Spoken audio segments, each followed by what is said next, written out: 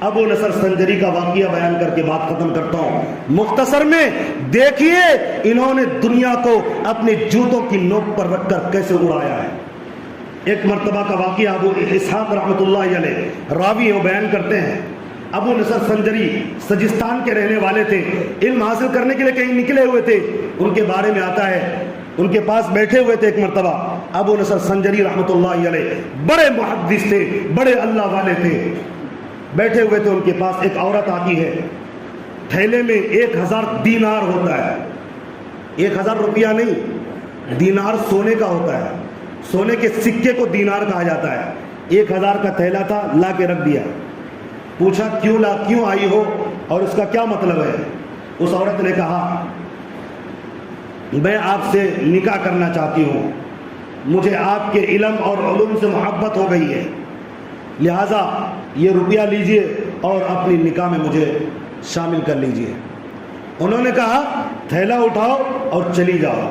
جب وہ عورت چلی گئی ابو اسحاق نے پوچھا ایسا کیوں کیا آپ نے؟ انہوں نے کہا میں طلب علم کے لیے نکلا ہوں, اگر میں آج اس دنیا میں لگتا شادی کے جھمیلوں میں پڑوں گا, میں طالب علم کہاں رہا؟ میں تو طالب علم سے نکل جاؤں گا, میری مصروفیت دوسری ہو جائے گی. لہٰذا میں اب جس مقصد کے لیے آیا ہوں اسی مقصد میں لگا رہوں گا تا حیات. میرے دوستوں بزرگوں, ان تمام باتوں کو سنانے کا خلاصہ یہ واقعہ یہ ہے کہ لوگ یوں ہی اللہ والے نہیں بنتے ہیں, جان کی مال کی بڑی قربانیاں دینی پڑتی ہے. دیکھا آپ نے کیسے یہاں قربان کیا؟ کیا اس عورت سے شادی کرنا جائز نہیں تھا؟